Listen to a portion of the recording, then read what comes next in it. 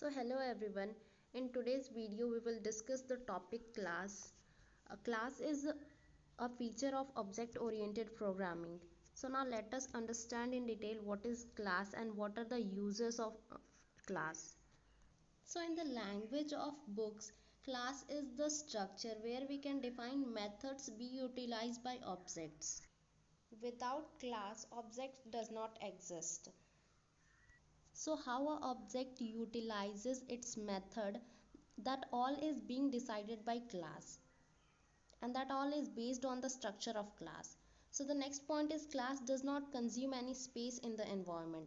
As class is a logical entity, it does not consume any kind of a space. And the third point is class is a logical entity. So logical entities does not include any space and does not consume any space in the environment. Now let us understand with example that the example of classes are orange is an object of fruit class. It means that fruit actually does not exist, it just represents the object which stay inside the fruit, like in terms of fruit there are many fruit which exist. So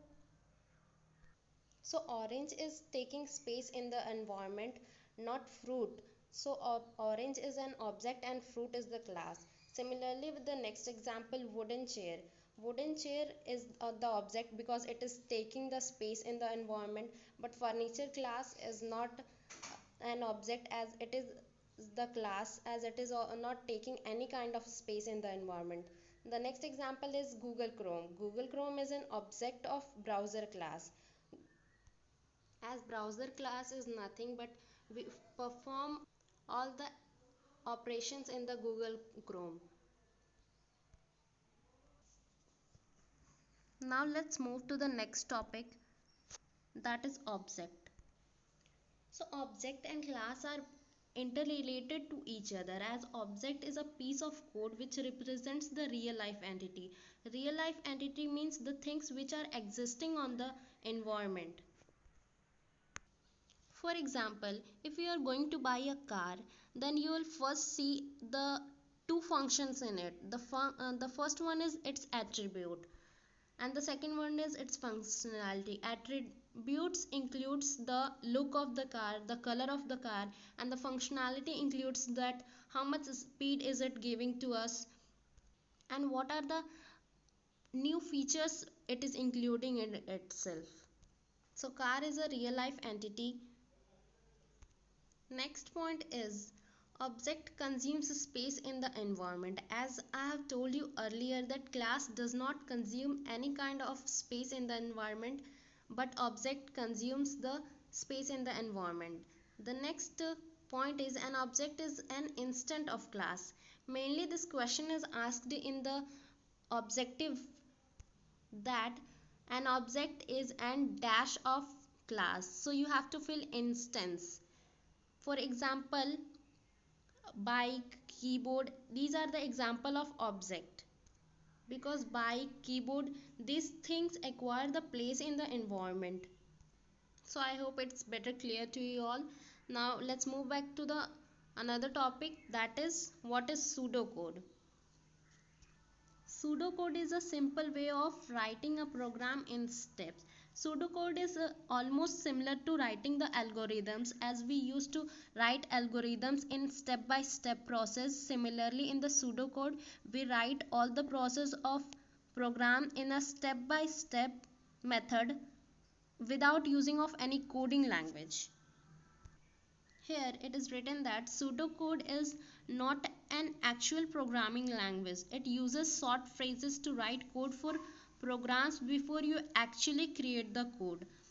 Before preparing any food, everyone prepares the list for it or the recipe for it, that in short terms, in a simple language, that how to cook it in a very efficient manner.